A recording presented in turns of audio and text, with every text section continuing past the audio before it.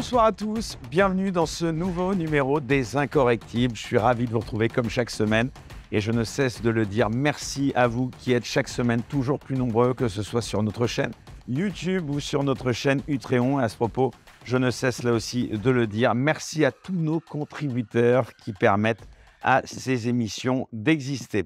Alors c'est une émission un peu particulière ce soir puisque je reçois une artiste engagée qui a un film qui sort le 22 mars prochain dans lequel donc elle joue, qui s'appelle Sur les chemins noirs de Denis Imbert avec rien que moins que Jean Dujardin. Donc on vous encourage à aller voir ce très joli film que j'ai eu le privilège de voir en avant-première et puis qui revient aussi à l'affiche d'un café-concert intitulé Viens Poupoule. Ce sera à partir du 17 mars et ce sera au Maturin.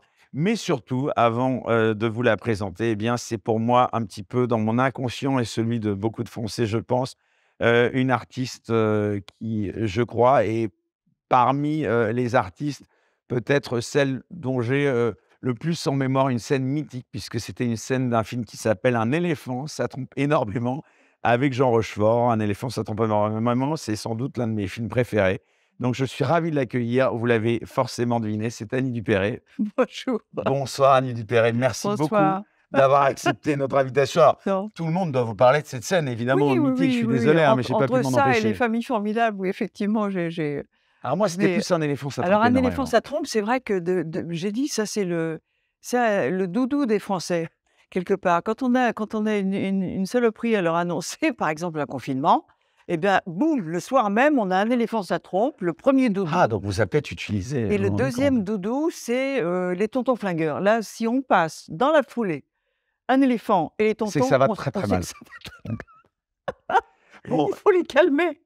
et cette scène, je suis sûr qu'on en parle encore, Bah c'était oui, quoi, en oui, oui. 76 de mémoire, je Ah bah crois? oui, un truc comme ça, oui, oui. Ouais, ça fait Ouais. quand même un petit bout de temps. Bah, vous n'avez pas beaucoup changé, hein, Oh, franchement, vraiment, je suis vraiment particulièrement je vous dis non, non, si, surtout dans Viens Poupoule parce que j'ai des résines, c'est la première fois que je remonte mes jambes, hein. alors ça, c'est officiel, donc c'est à partir du 17 mars? À partir du 17 mars, les vendredis et samedis à 19h et un jour à 21h le lundi et on va refaire ce café-concert avec mon camarade, Charlène Duval, voilà, qui est un camarade du music-hall, une camarade du music-hall, un, une, comme vous voulez.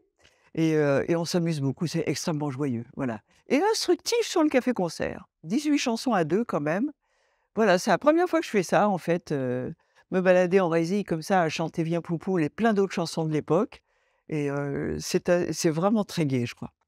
Bon, bah, écoutez, en tout cas, Et on en a on besoin encourage tout le monde à aller donc vous voir sur scène, donc de à partir voix. du 17 mars au Maturin. Alors comme c'est notre habitude, si vous le voulez bien dans cette émission, nous allons d'abord revenir sur Annie Dupéré avec vous, sur votre vie, votre parcours, pour permettre à ceux qui nous regardent de mieux vous connaître et nous parlerons ensuite, bien entendu, un petit peu de ce sujet si sensible qui est celui du Covid-19. Alors on en parlera avec précaution puisque nous sommes sur une plateforme Bien où sûr. Oui, je chacun sais. des mots que Ouh nous là. employons sur ce sujet est scruté à la loupe et nous parlerons aussi d'autres sujets sur lesquels vous avez pu vous exprimer. Alors Annie Dupéré, quand on tente de faire votre biographie, on voit que vous êtes à la fois donc actrice, je le disais, photographe et romancière, ça fait beaucoup. Laquelle de ces casquettes vous décrit le mieux? Oh! C'est peut-être l'écriture qui était à la base de tout.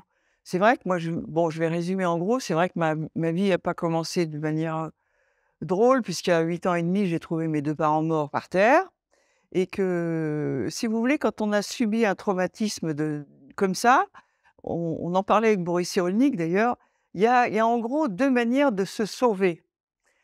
C'est-à-dire soit l'art, soit le soin des autres.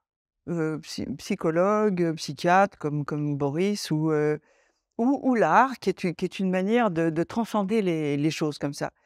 Et souvent, me semble-t-il, il y a beaucoup d'artistes d'ailleurs qui ont ça, on a des dons cousins, ce que j'appelle des dons cousins.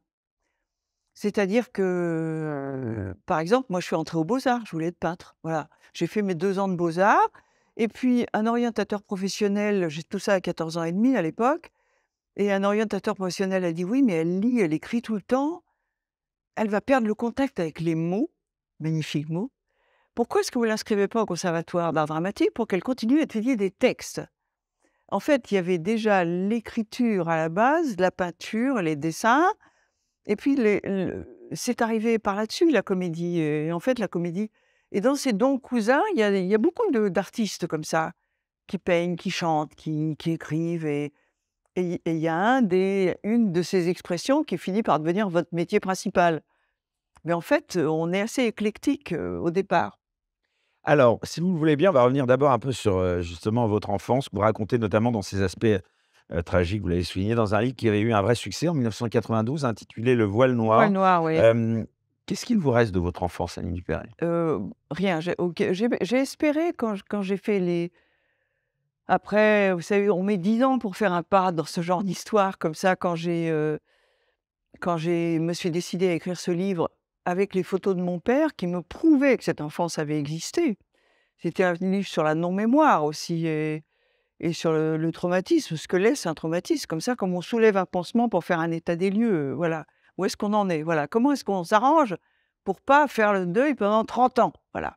C'était un livre, là-dessus et j'ai espéré que faisant cet effort, les souvenirs reviendraient. Ils sont pas revenus, il faut faire le deuil de ça aussi et puis il y a une chose dont je suis très fière maintenant, c'est que moi qui ai vécu un véritable malheur scolaire, il a fallu me sortir de là, peut-être à cause de l'orphelinat d'ailleurs, parce que quand on a, vécu ça à 9 ans, l'enfance c'est fini et tout à coup de se mélanger aux autres, aux vrais enfants si j'ose dire, c'est très difficile quoi. Il y a une espèce de distance qui fait qu'on n'est pas intégrable et j'étais pas intégrable et à l'époque, on pouvait, quand on avait des dons précis comme je l'avais par exemple pour la peinture et tout ça, on pouvait faire des écoles niveau université avec un niveau BEPC. Maintenant, c'est plus possible. On peut plus prendre des chemins de traverse comme ça. Mais à l'époque, on pouvait. Donc ce livre, Le voile noir, que j'ai fait bien longtemps après, je suis très heureuse qu'il soit étudié souvent en classe. Il est au programme souvent de troisième et de première. Incroyable. Et donc j'ai des jeunes lecteurs. Je travaille quelquefois avec des professeurs qui m'envoient les questions des élèves et c'est très intéressant. Alors, Annie Dupéré, vous aviez, 20 ans, je crois, si je ne me trompe, en mai 1968. On ne va pas dévoiler votre Oui. année de naissance. Vous avez Moi connu aussi, la moi, France. je le dis, j'en ai eu marre. Ça J'en aussi, ai eu marre finalement. de ces gens qui cachent leur âge. Non, ça va, on est grands quand même, ça va.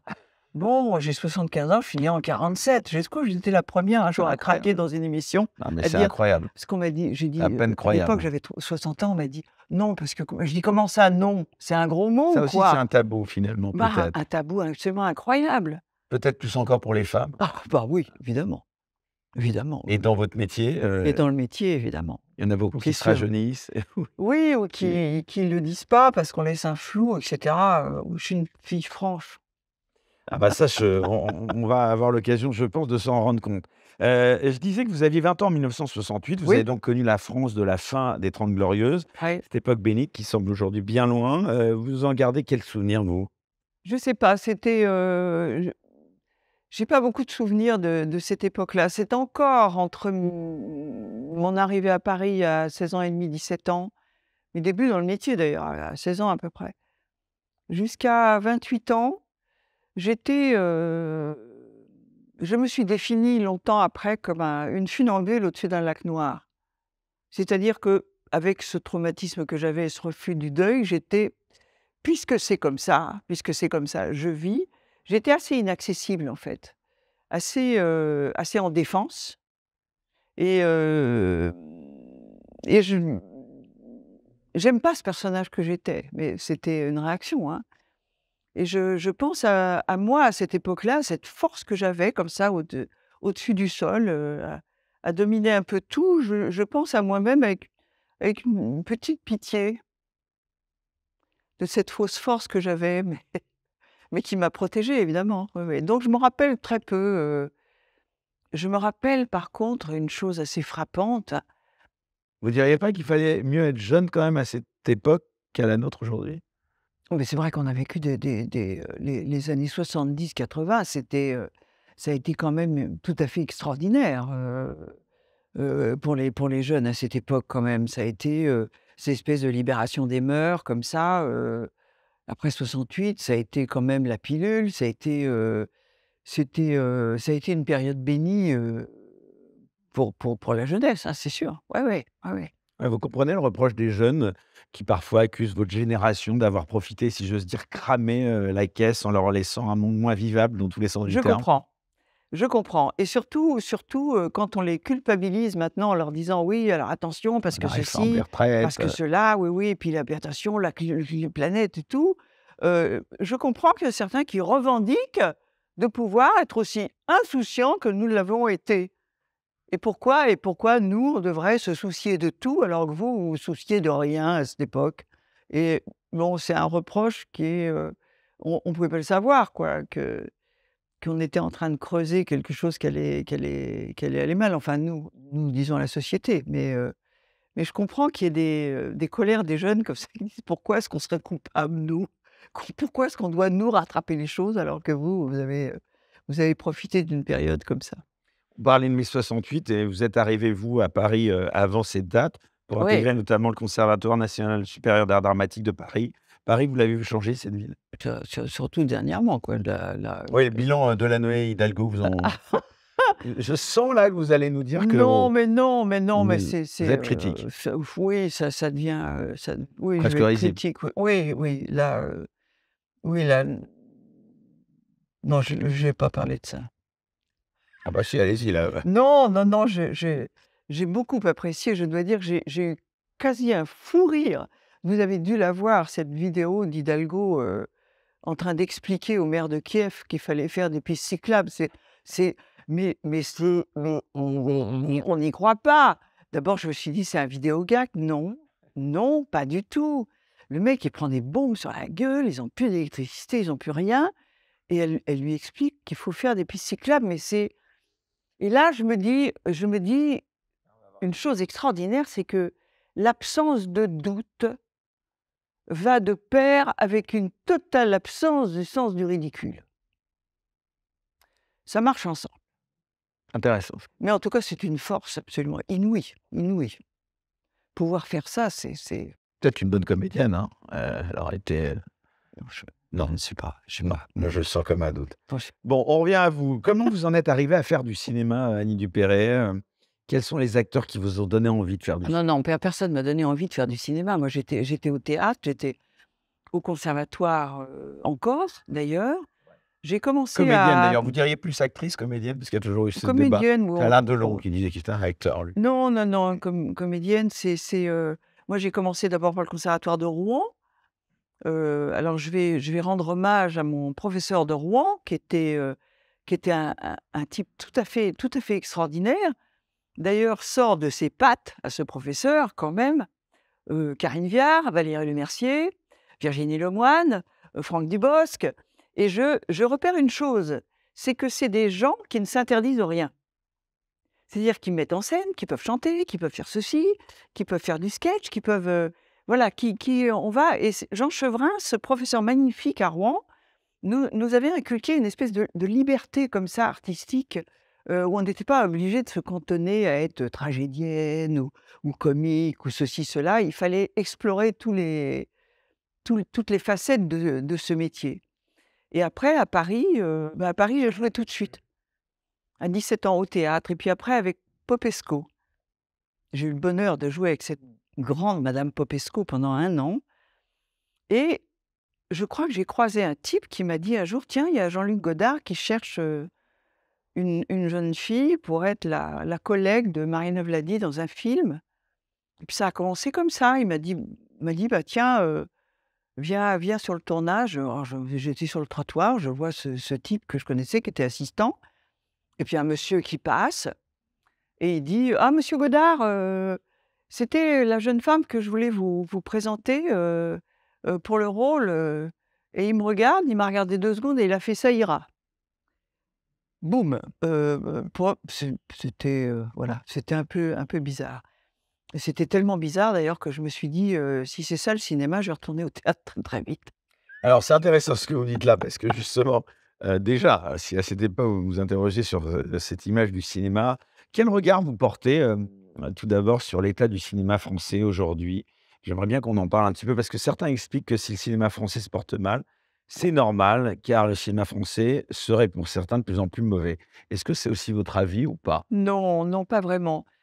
Il se passe un peu, me semble-t-il, depuis un moment là, heu, une sorte de panique qui fait une multiplication des spectacles. C'est-à-dire que pour attirer le public ou pour espérer gagner le gros lot avec un film, on multiplie les films et on Ah, il y a eu multiplie les pourquoi je spectacles dis à ça? Paris. Parce qu'il y a eu toute cette polémique autour du film Astérix, bon qui d'ailleurs, marche, étonnamment bien, mais qui a vécu, enfin une foudre, s'abattre sur lui de critiques Ah oui? Ah, je et sais pas, il y a un j'ai décalage pas suivi. parfois entre les critiques et bon ça vous Je l'avez lis pas non, grand-chose. vous lisez pas les critiques vous par exemple, ça ne Non, vous ben touche pas? non, Non, non, enfin non, non. d'accord. Non, puis je les trucs qui se passent comme ça dans le métier, non, c'est en général que je vois qu'on table sur des tas de petits films et des tas de petits spectacles. Même nous, vous voyez, le Mon Poupeau là, on va le jouer 3 fois par semaine et quelquefois je vois dans un théâtre, tout à coup, il y a un spectacle à telle heure, un autre là, un autre, puis un autre le lendemain et tout. On a 15 affiches dans la semaine, on se dit: «Comment les gens s'y retrouvent?» Alors peut-être les directeurs pensent qu'il y en a un qui va attraper le pompon, comme on dit, au milieu de tout ça.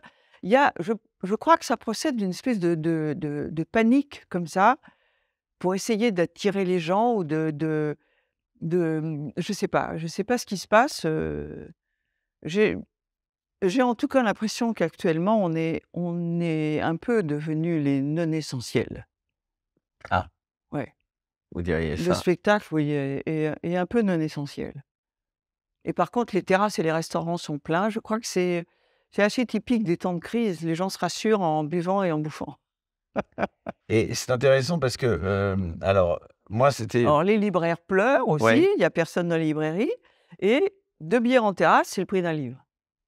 Mais les gens préfèrent 2 bières en terrasse parce que peut-être ça les réconforte, peut-être ils sont ensemble, peut-être il y a un côté, allez, on se grise un peu comme ça, à bavarder en buvant un peu, voilà et c'est pour ça que je dis qu'on est en ce moment dans une période comme ça assez difficile pour les artistes, oui. En parlant d'artistes, justement, vous avez eu, la chance, parce que je crois que vous avez tous côtoyé ou presque, notamment, Jean-Paul Belmondo. C'est amusant d'ailleurs parce que vous jouez dans ce film, donc très joli film, je l'ai dit, vraiment que j'encourage tout le monde à aller voir, donc à partir du 22 mars, qui Ouais, s'appelle «Sur les il est chemins noirs», très beau avec film. donc de Denis Imbert, avec Avec Jean Jean, Dujardin, donc oscarisé, notre acteur, français, il y en a pas eu beaucoup, donc mais qui est resté, voilà. un camarade formidable que j'ai intronisé dans mon club très privé des acteurs normaux. Ah, alors que justement, en plus, c'est un fan de Bébel lui aussi, que vous avez connu. Heu, Oui, oui.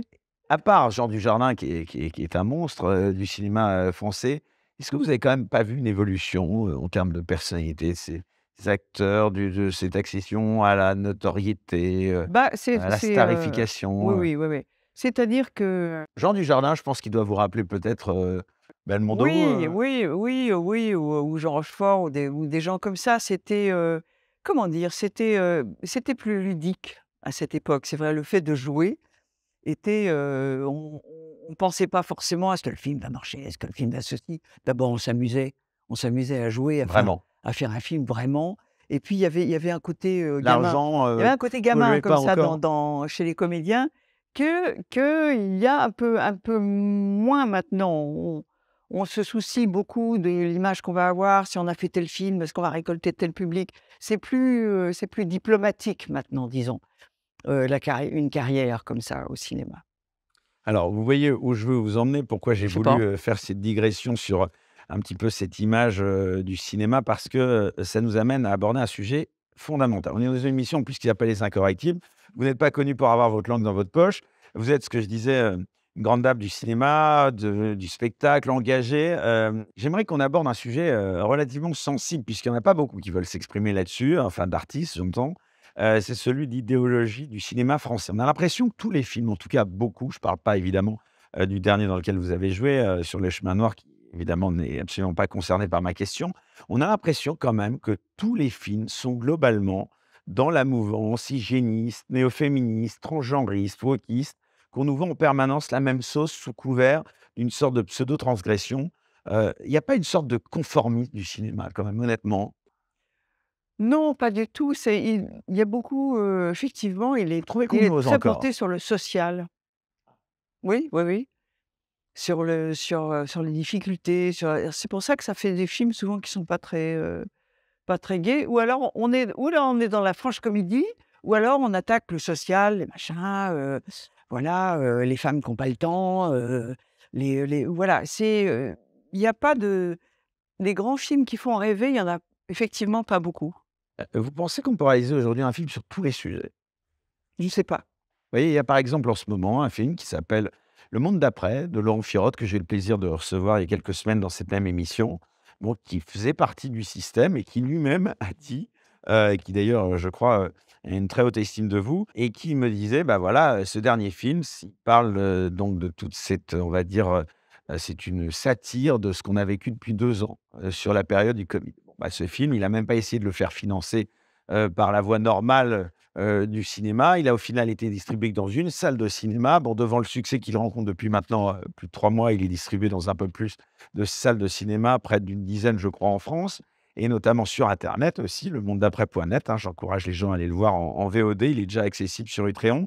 Il nous disait, voilà, qu'aujourd'hui, si vous voulez faire des films, il faut évidemment tellement les faire relire par un nombre fou de personnes, de la production, des chaînes de télé qui préachètent les films, des gens qui, sont en commission au CNC, au final, on arrive à faire des films qui sont, pour la plupart, Des produits? des produits Des produits conformes? et qui ne Mais permettent plus je sais d'aborder pas, tous je les suis pas sujets. réalisatrice, donc Ouais, j'ai pas je le laisse parler, parce que moi j'ai pas, je vois un peu ce qui se passe comme ça, mais c'est assez flou. Comme vous dites, engagé, je suis pas, c'est pas maniaque chez moi, hein.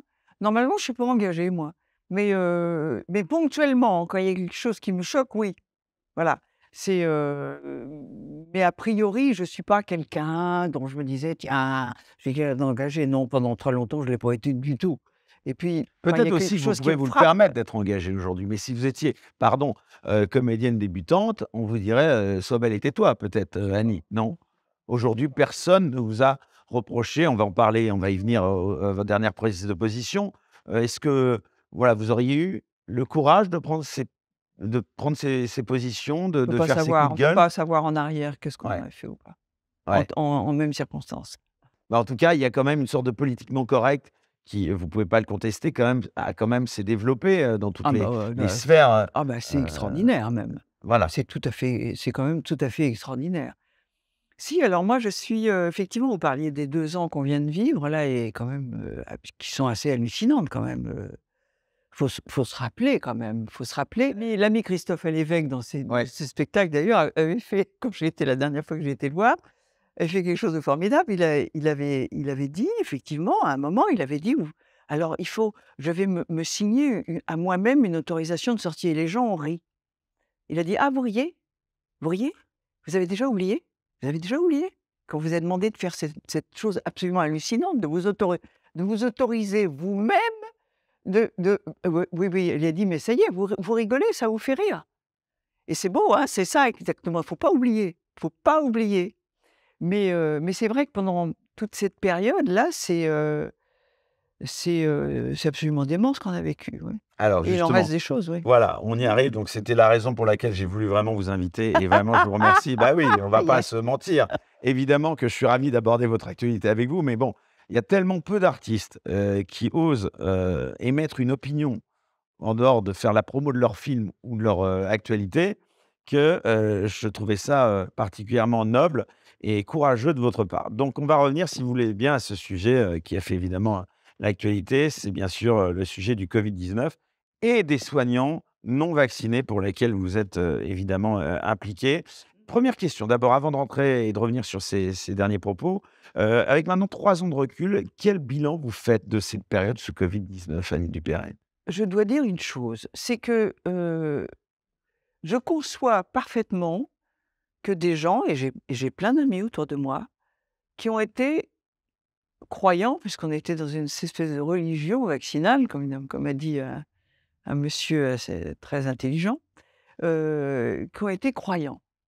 Vraiment de ça, parce que voilà, parce que, parce que j'ai entendu même un de mes amis extrêmement intelligent et tout ça, qui m'a dit cette chose énorme: Je ne peux pas croire que mon bon pays ordonne quelque chose qui soit pas bon pour moi». Ça, alors là, je dois dire que c'est une foi aveugle en ce qu'on vous ordonne, en ce qu'on préconise très fortement quand même, absolument hallucinante. Mais si vous voulez, d'abord je conçois que ça, qu'il y a des gens qu'on peut effectivement croire que, par exemple, ce vaccin aurait pu nous sauver. C'est légitime de se dire: «Tiens, peut-être qu'il y a un danger là, peut-être». Moi je leur en veux pas du tout à ces gens-là. Et puis aussi, je conçois que tout à coup, il y a certaines personnes, si elles se mettent à douter un petit peu, un pan de ça, alors là, c'est la porte ouverte à d'autres doutes et ils préfèrent pas. Voilà. Non, non, non, ça doit être bon. Je veux pas commencer à rentrer là-dedans. Voilà. Moi, j'ai été, je vais vous dire une chose. Il y a quelques années, je me suis fâchée très fort, pour un médicament qui m'avait donné à moi des terribles effets secondaires et à des milliers de femmes, le Levothyrox, qu'on avait permuté sans le dire, comme ça, qu'on nous avait glissé une nouvelle On formule. rappelle ce médicament, c'est donc Ces pour médicaments, les c'est femmes pour qui. les femmes qui ont, en ce qui me concerne moi, disons une petite faiblesse de la thyroïde, mais pour les gens qui n'ont plus de thyroïde, fallait bien dire que c'est un médicament de survie. Attention, c'est pas rien, hein.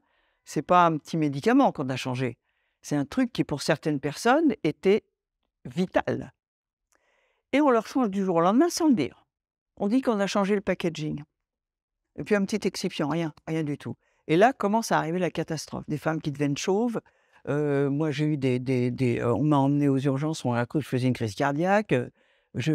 Enfin, c'était On rappelle terrible. le contexte. Donc, Levothyrox avait été. Avait été, ben, on nous l'a permuté C'est ça. en douce, comme ça. Oui, d'ailleurs, pardon de vous interrompre, Annie Dupéret, mais le Levothyrox, c'était parce qu'il y avait eu un changement de molécule? Parce que je crois que le médicament arrivait en fin de course Oui, ou ça devait être ça le pour fond de être l'affaire, en fait. rentable, Oui, et oui, il je fallait crois changer quelque chose, et quoi. je crois, m'a-t-on dit, que vous aviez rencontré à l'époque Ah bah oui, la avec, ministre, donc à l'époque, ah bah, c'était madame qui Buzyn. était une certaine madame Une certaine Buzyn. madame Buzyn, effectivement, on est allé Quel avec les hasard! associations de défense des malades. Alors elle a fait une bonne chose, elle a fait une bonne chose, quand même, je rends justice, elle n'a pas été complètement, traîtresse. C'est-à-dire que, tout en niant les effets secondaires, ça c'était pas possible, elle a reconnu une chose, c'est que c'était Merck, le laboratoire Merck avait un monopole. Et avoir un médicament en monopole, c'est-à-dire qu'on était, pour les gens donc pour qui c'était une survie, était obligé de prendre cet unique médicament, donc on était coincés, quoi. Et ça, elle a dit: «C'est pas possible». Et sur ce, elle a autorisé une ou 2 autres médicaments. Ça, c'était, je rends justice à cette ministre à l'époque qui a quand même, d'une manière responsable, a dit: «C'est pas possible qu'il y ait qu'un seul médicament pour un truc aussi important». Et mais alors par contre, une négation totale sur les effets secondaires. Plusieurs professeurs Et ont vous aviez déjà mené la fronde, mené le combat? Vous ah oui, aviez été, ah oui, oui, au premier plan? il y a je me suis fait insulter dans les journaux de médecins, j'ai préféré ne pas les lire d'ailleurs. On m'a cité quelques extraits, c'était épouvantable, je me suis fait mais insulter, et puis alors il y a des grands professeurs qui ont fait des articles qui nous ont pas fait rire à l'époque, qui ont développé le concept de nocebo. C'est-à-dire que, par exemple, de ma faute à moi, puisque j'avais, beaucoup C'est beau parlé des l'inverse de effets secondaires, placebo, c'est ça? voilà, c'est ça. De ma faute à moi, des femmes qui sont hystériques, c'est bien connu, juste parce qu'on leur avait dit qu'il y avait des effets secondaires, se les créaient. Hein? Ça me rappelle quelque chose, ça. Bah, ça rappelle beaucoup de choses sur les femmes. Ça rappelle Ah, moi beaucoup de je choses. pensais à notre époque par rapport, Oui, oui. donc Enfin, oui, parce à que une c'est dernière les mêmes pandémie. profs, les Mais mêmes j'allais vous profs dire, font est-ce qu'il y aurait pas finalement je ne vais toute pas citer ressemblance? de nom, Non. mais voilà. Voilà, le développeur du concept nocebo pour nous faire toutes passer pour des hystériques est le même qui a enfoncé le clou effectivement sur des trucs à propos du Covid. Non, mais sur Agnès Buzyn, c'est intéressant. Donc cette personne, donc Oui, qu'est-ce que vous alors, en pensiez donc globalement? bah, disons Quelle que impression elle vous avait fait? non, ce que j'avais envie de vous dire, c'est que sur toute cette histoire du Covid et tout ce qui s'est passé, tout à coup, des décisions gouvernementales et tout, je ne sais pas si j'aurais été aussi attentive, si j'avais pas eu ça avant. Donc je savais déjà à quel point, heu, l'état des gens, les patients, comptaient peu par rapport à l'argent, par rapport aux décisions, comme ça de fourguer un médicament au lieu d'un autre, par rapport donc j'étais déjà, disons, éveillée par cette histoire-là. Effectivement, la première chose qui m'a choquée, mais choquée terriblement, c'est quand j'ai appris l'interdiction de prescrire. Alors là, je me suis dit, interdire aux médecins de faire leur métier, qu'est-ce que c'est que ça? Qu'est-ce que c'est que ça? Et madame Buzyn qui revient de Chine, où elle avait appris que l'hydroxychloroquine, ils avaient fait des essais, pouvait être utile et qu'il l'a fait classer en produit toxique dès son retour, hein? Donc c'est voilà, j'étais, en train de me dire: «Là, il y a un truc, il y a un truc pas normal. Il y a un truc pas normal. On ne peut pas interdire aux médecins d'essayer en leur âme et conscience de faire quelque chose». Évidemment sans danger pour les patients. Pourquoi interdire? Restez chez vous jusqu'à ce que SAMU s'en suive, Et prenez du heu, Doliprane. voilà, c'est ça. Mais voilà, donc si vous voulez, j'ai été choquée par ça et puis après c'est devenu, comme ça, cette espèce de doxa, on fait pas ci, on fait pas ça, on porte des masques, vous signez vous-même une autorisation de sortie, vous on est parti dans des folies, quoi. Sur les différentes mesures de confinement qui avaient été décidées, avec le recul, vous pensez donc que c'était une erreur? Je s Politiquement, en tout cas? je pense que logiquement, si il aurait fallu isoler peut-être, les gens malades, pas tout le monde, pas tout le monde, pas foutre par terre toute l'économie, quoi.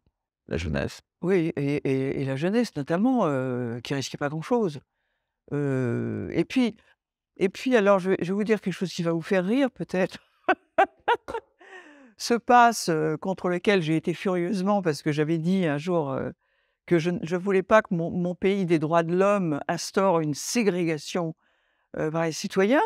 Finalement, c'était peut-être une bonne chose, je vais vous dire. Parce que les gens qui se croyaient protégés par le vaccin et qui avaient leur passe, pouvaient se parler dans le nez dans les restaurants, dans les bistrots, partout et comme maintenant on sait que ça ne sert à rien, quasiment ce vaccin ne protège pas du tout de la contamination ni rien puisque tout le monde l'a eu, hein, et bien peut-être ça a aidé à propager le virus exactement comme si on n'avait rien fait, en fait. On a subi les désagréments économiques humains, mais au niveau du virus, il a continué à circuler tranquillement, quoi, puisque ça ne Il servait n'a pas pas. empêché la transmission. Mais il a absolument pas empêché la transmission. Donc, ça a fait son œuvre Non, mais il a protégé, enfin là, c'est l'argument qu'on entend. C'est qu'il n'a pas empêché la transmission, mais il a protégé des cas des graves, cas c'est ça. graves, On va chacune des demander, personnes qui se vaccinent et voilà voilà, la on va doxa, voilà demander ce que leur fait. avis, on va demander leur avis posthume aux triples vaccinés qui ont décédé à l'hôpital. Il y en a pas mal, d'après ce que je sais. Vous voulez dire que tout le monde était étiqueté, Covid et Il y a eu une on appelle ça une doxa, c'est ça, voilà, c'est-à-dire c'est comme ça. Je je vais vous dire, politiquement, puisque là je vais me hasarder, on ne peut pas dire qu'on est dans une dictature, c'est certainement pas. Certains le disent, faut pas exagérer. Parce que là, tel que je m'exprime là, je serais en prison ce soir, si on était dans une dictature, hein. C'est donc nous ne sommes pas. Je trouve que ce qu'on vit actuellement ressemble assez finalement à ce qui a dû se passer sous la royauté. Nous avons un roi, un roi tout puissant en son palais, qui fait Emmanuel ce Macron qu'il veut, 1er, c'est ça? Emmanuel Macron premier. Et puis nous avons des courtisans et une cour autour qui ne peut rien, qui s'appelle en principe des ministres. Je crois qu'ils ne peuvent rien que appliquer ce que le roi a décidé. Et je crois que ce qu'on vit actuellement ressemble assez à quelque chose comme ça. Alors il y a le roi, sa cour, qui applique les décisions et les interdictions et tout ça bien doigt sur la couture du pantalon comme ça. Et puis il y a tous les autres là, la plèbe là, comme il l'a dit lui-même et ça lui a échappé, qui ne sont rien. Ça vous a choqué, ouais. Voilà. Je pense que cette phrase d'ailleurs va lui rester, va lui rester. Heu, il a dit ça dans une gare, je crois, on voit dans une gare des gens on croise des gens qui ont réussi et des gens qui ne sont rien. Faut je pense que maman Brigitte a dû l'engueuler après. C'est une plaisanterie. C'est une plaisanterie. Non, mais on voit que vous êtes, ce qui interpelle, c'est qu'on voit, votre sensibilité Mais justement, donc je suis pas si qui est vous voulez, quand particulièrement, vous disiez tout à l'heure engagé, c'est pas ça, mais alors oui, je vais vous dire ce qui m'effraie beaucoup, mais je regarde et de temps en temps, il y a des choses qui m'interpellent. Je veux pas fermer les yeux quand même, je veux pas, sans étendre être, je sais pas, une passionnariat, me battre pour ceci, cela et cetera. Mais quand il y a quelque chose d'humain ou une évidence qui me frappe, je peux pas ne pas la voir, quoi. Et c'est ça qui m'effraie le plus. C'est ça qui m'effraie le plus en ce moment, c'est de voir la docilité la docilité des gens. Les je veux rien voir, quoi. Ça m'effraie beaucoup. Ça m'effraie beaucoup. On voit bien quand même vers quelle société de contrôle, de trucs à la chinoise quand même presque, on n'y en est pas encore. Mais attention, attention, bah, la peur on y justement. va, on y Est-ce que va. Et les gens ne veulent pas voir ça, ils veulent croire encore, comme me disait mon ami, que mon bon pays fait tout pour me protéger. est-ce que plus largement, justement cette rhétorique aussi de la peur qu'a utilisée, le gouvernement et qu'il utilise de manière Bon récurrente, oui, bien sûr, vous en pensez quoi? Est-ce que vous avez eu peur? absolument pas. Pour votre santé, pour, vous Aucunement, n'avez pas eu peur? aucunement. Et alors qu'est-ce que vous pensez de ces gouvernances par la peur? Que les Français finalement Oui, c'est une peur chasse l'autre si c'est là, ouais, ouais. Mais bah, c'est pour maintenir les gens dans une espèce de pression comme ça et où vous-même, effectivement, vous êtes vacciné ou pas? ça vous regarde pas. Ça fait partie de ce qui s'appelle le secret médical que j'espère qu'on peut encore un peu respecter. J'espère. C'est vrai et ça, c'est aussi une question, Bah oui. enfin plutôt une réponse parce que finalement personne n'a émis l'idée que finalement, bah, de répondre à cette question, c'était de violer, en quelque sorte, peut-être le secret médical, mais bon, Vous le savez, je me passe suis vaccinal, amusée à c'était un ça. moment, je sais que j'ai eu un article dans un journal comme ça, c'était assez amusant. J'ai fait beaucoup de voyages en train parce que je tournais, dans le Nord. Alors je vais peut-être vous la poser différemment, est-ce que vous alliez au restaurant pendant la période? Oui, bien Parce que sûr, oui, oui, donc oui, vous oui, aviez un oui. passe vaccinal quand vous êtes Oui, vacciné? Non. non, il y en a d'autres, hein, des passes mais non, mais je faisais des voyages en train et puis j'avais découvert, je crois c'est sur un site qui s'appelait Rester libre, n'est-ce Ah. pas? Voilà, qu'il y avait une objection de conscience vaccinale. Avec voilà, ça, avec dessous toutes les lois françaises et européennes qui disaient clairement que nous étions hors la loi, qu'on ne pouvait pas me demander ça et des lois qui existent, hein, qui existent encore et je me suis amusée, bien qu'ayant un pass, à dire, au contrôleur dans de passe d'avant les trains, je dis: J'en ai un, mais je ne veux pas vous le montrer moi. Je ne veux pas vous le montrer, je vais vous montrer ça et lisez s'il vous plaît la loi, là. On ne peut pas forcer quelqu'un à faire une expérimentation parce que nous sommes en expérimentation de phase 3. On ne peut pas faire ça et alors généralement, elle disait, «Bon, bon, d'accord, bon, d'accord» et puis un jour, c'est intéressant, je suis tombée sur une armada de contrôleurs de passe et je revenais de Lille et alors, ben, vraiment, ils étaient 5-6 et il y en Bah, a allez, une vous avez il y en a reconnu, ils une se sont oui, il y dit: en «On a a une affaire à non, il y des en a une costauds». qui a dit: «Ah ben, elle me l'a déjà fait, le coup du papier, tout ça» et les autres ont dit: «Oui, mais c'est quoi ça?» Alors ils ont regardé, ils ont lu et il y en a un qui a dit, «Alors, vous permettez, je vais photographier le document et l'envoyer à notre responsable». À notre hiérarchie. Voilà. Alors j'ai dit: «Vous j'ai le temps, j'ai 5 minutes, on peut y aller». Je suis arrivée en avance et tout et au bout de quelques minutes est arrivée cette réponse étonnante: «C'est bon». Or c'était pas vrai. Ce document n'avait aucune valeur officielle et le responsable a dit: «C'est bon». C'est pour vous dire que c'est un peu comme je suppose un peu en temps de guerre, les résistants se cachent parfois parmi les contrôleurs et les décideurs. Moi, j'ai fait, mentalement un petit signe au monsieur. «Merci gars». Vous étiez reconnu, quoi. Je ne l'ai pas vu, c'était par téléphone, mais le fait qu'il approuve ce truc-là, alors qu'officiellement ça n'était absolument pas valable, je me suis dit: «Tiens, voilà, c'est un gars qui applique, qui fait son boulot. On lui a dit de faire ça, il le fait, mais il n'en pense pas moins». Et je crois. Il y a quelqu'un qui s'appelle André Berkoff récemment qui est intervenu, face, à l'ancien ministre de la santé, Olivier Véran, qui est aujourd'hui porte-parole du gouvernement et qui lui reprochait sa politique sanitaire, enfin du gouvernement et qui a évoqué, le fait que les laboratoires ne soient pas responsables des potentiels effets secondaires. Ouais.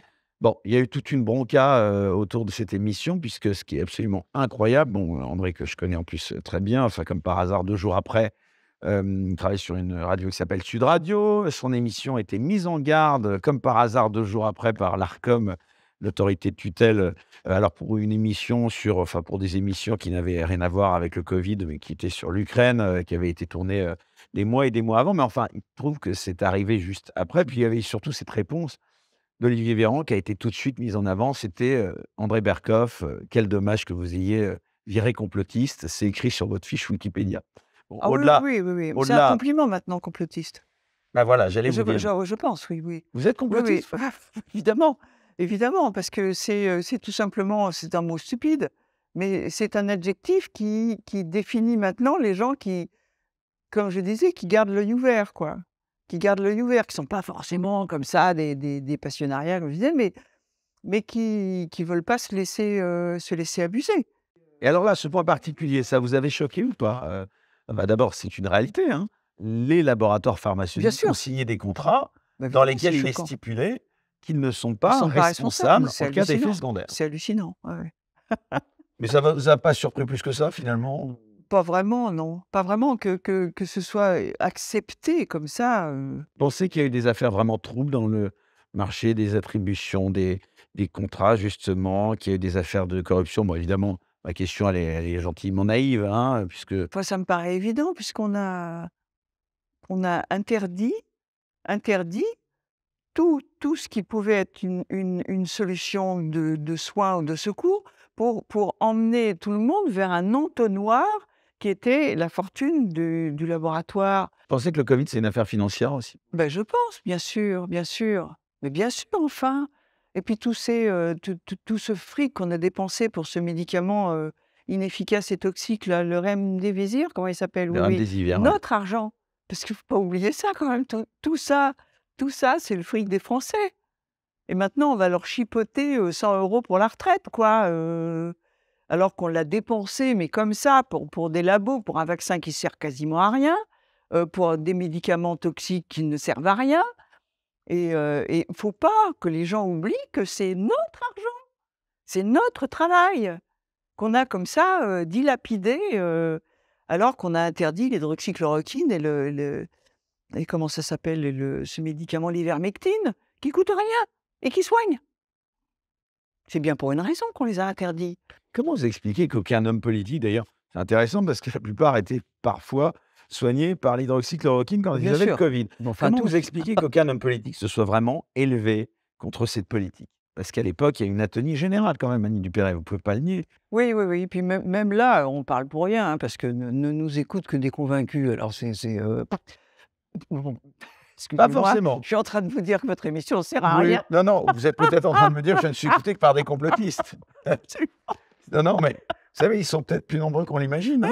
Allez donc Hein? savoir, allez donc Allez donc savoir. savoir, Ah! hein. Non, mais c'est amusant ce que vous dites là, parce que, excusez-moi d'y revenir, mais il y a certains de vos collègues, du métier artistique qui ont été extrêmement alors on va pas je veux pas vous mettre dans des situations gênantes par rapport à votre métier, mais enfin, il y a des acteurs, il y a des comédiens, il y a des artistes qui ont été extrêmement violents. Vous voyez très bien à Mais qui oui, je fais oui, allusion. oui, mais Ils ça sont peut-être même des amis pour, mais certains, de quelquefois, vous. mais Heu, je comment peux vous admettre qu'ils aient eu eh bien sincèrement oui, et la ben conviction que ceci allait nous et sauver, je pour sais pas. certains, Ah il y a ouais. eu des films qu'ils ont fait derrière et qui ont été des bides notoires et beaucoup laissent envisager qu'il y aurait peut-être eu on se souvient, bon je veux pas Ça, je sais citer je pas, j'ai bah, non, mais moi je pas vous le dis. suivi les Non, non, petites mais moi histoires. je vous le dis, il y a une Ah oui, émission oui. de télé notamment qui était sur un là récemment, Didier Bourdon, voilà pour, rien cacher, qui a fait un remake, des Inconnus avec d'autres artistes. Mais enfin voilà, il y a pas mal de gens qui se sont dit finalement que cette émission de télé n'avait peut-être pas aussi bien marché. C'était peut-être une sorte de de vendetta de certaines personnes qui voulaient finalement ne plus aller voir ces artistes qui avaient ou en tout cas les productions de ces artistes qui avaient, on se souvient de excusez-moi, François Cluzet, on se souvient pas mal de gens, qui avaient appelé quand même enfin qui avaient été très violents contre tous ces gens, ou plutôt qui avaient été très, défenseurs de nos gouvernants. Je vous dis, moi j'ai des amis qui étaient vraiment, mais persuadés que ça allait sauver le monde. Ah, vous voulez dire sincère? Mais Ils avaient sincère, oui, ouais, ça absolument, absolument, qui y croyaient vraiment. Donc tous ceux qui obéissaient pas étaient des traîtres, étaient ceci. Ça a eu un clivage terrible. je pense à Berléand, je pense à don François Cluzet, Roume, Ils ont sans doute il y en été a sincères. Ils ont sans vous doute été pensez? sincères. Oui, oui, oui, oui, on peut pas en vouloir, forcément à quelqu'un pour sa sincérité. Je le pense, ils ont pas été achetés. Oh, ils Ils ont étaient pas peut-être un été peu achetés par courtisans. Pfizer quand même, Ouais. c'est bon. Mais bon, moi j'admets qu'on ait pu y croire. Donc vous voyez, je ne suis pas si virulente que ça. Alors, il y a un autre sujet sur lequel et c'est vraiment encore une fois et on vous en remercie, ce sujet, moi, qui m'a éminemment touché, mais comme, la plupart des gens, je pense, qui, vous ont écouté récemment. Oui. Vous vous êtes exprimé sur un sujet particulier. Vous avez fait polémique, hein, on peut le dire, hein, puisque vous vous êtes exprimé récemment sur le cas des soignants non vaccinés. Alors, c'est l'occasion ici de vous expliquer plus longuement, Annie Dupéré, pourquoi est-ce que c'est un scandale à vos yeux? Et là, vraiment, vous aviez été je pense que vous pouvez encore Oui, nous oui, oui, rappeler alors parce qu'il y c'était en a pas beaucoup prévu, hein, ouais. Voilà, c'était c'est c'était Jordan donc qui l'animateur m'a de cette voilà, qui m'a dit: émission, «Est-ce que qui vous vous avez un recevait. coup de gueule?» et c'est vrai que j'avais lu ou entendu, je sais plus, notre actuel ministre de la santé, dont j'ai oublié le nom d'ailleurs, je veux dire, dire, «Oui, c'est terrible, il y a des urgences qui» oui, alors ça, c'était terrible. «Il y a des urgences qui vont finir, il y a peut-être des enfants qui vont mourir parce qu'on manque de soignants et cetera. On ne peut pas les accueillir et tout, on voudrait essayer de recruter des soignants, mais va-t-on en trouver? Va-t-on en trouver?» Non, mais alors là, comment on peut entendre une chose pareille? Comment on peut entendre une chose pareille? Comme par exemple, quand il y a des grands feux, on fait venir des pompiers de l'étranger. Alors qu'ils sont bon, moi, le compte que j'avais, c'était 15 000 soignants, pompiers et gendarmes suspendus juste pour non-vaccination, hein? Je veux dire, on est le seul alors ça, il faut que les gens le sachent, si vous ne le savez pas, tiens, je vous parle direct, hein. Nous sommes le seul pays à ne pas avoir réintégré ces gens-là. C'est hallucinant. Je crois que New York et un État du Canada ont été les premiers à faire des excuses publiques et à réintégrer tous les suspendus, avec tous les salaires en retard. Et toute l'Europe y est maintenant, hein, ça y est, tout le monde, tout le monde, tout le monde, avec aussi des excuses, les salaires et tout, puisque on sait très bien, on a constaté que, vacciné ou pas vacciné, on attrape le covid, on le transmet aussi bien, hein. Alors que ça évite les formes graves, si ça nous plaît de le croire, tant mieux. Si c'est vrai, encore mieux. Mais, en tout cas, ça n'empêche pas la transmission et Pfizer en a même convenu, qu'il n'avait pas fait d'essai sur la transmission. Donc maintenant, c'est officiel, vacciné ou pas vacciné, on transmet, on attrape. Bon. Et on est le seul pays donc, Et dans voilà. ce Et contexte donc, ces soignants n'ont plus aucune raison, mais aucune raison d'être tenus à l'écart et punis pour une chose qui n'a aucun effet.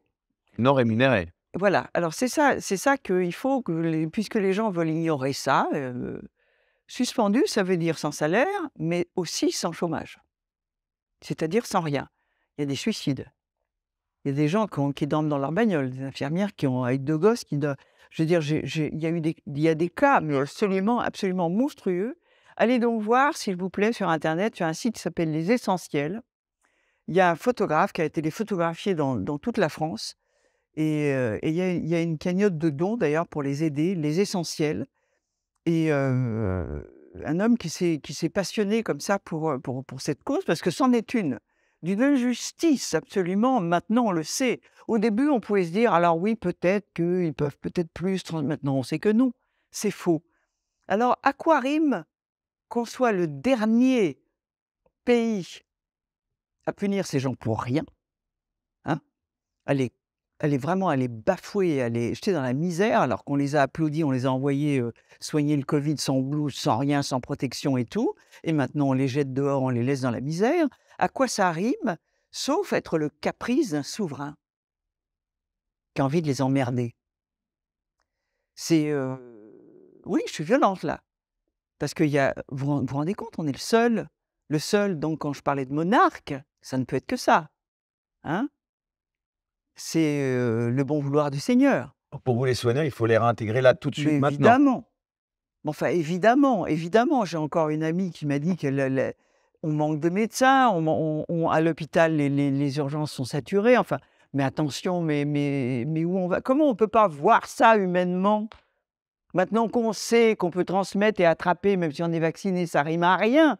Ça rime à rien, sauf à une espèce de vengeance, de dire: «Ils ont pas obéi, et ben, j'en profite pour évacuer les esprits libres». Eh bien, pourquoi vos amis artistes ne s'émeuvent pas de cela, comme vous? Il y en a, mais c'est vrai qu'il y en a peu. Non, mais c'est Il y quand même a incroyable, il y a souvent des gens qui veulent l'ignorer d'ailleurs, qui veulent li «Ah bon?» J'entends, bon et «Ah bon? Oui». J'ai entendu l'autre jour qui s'est exprimé là-dessus, Guichard. Daniel Guichard, bien Oui, sûr. Bah, il est oui, venu oui, sur ce canapé, voilà et il y en a un peu, il y en a un peu. Mais moi, si vous voulez, comme vous ah, mais disiez comment tout vous à l'heure, expliquez qu'il y en ait engagé, si peu? c'est une chose humaine, moi, et un non-sens.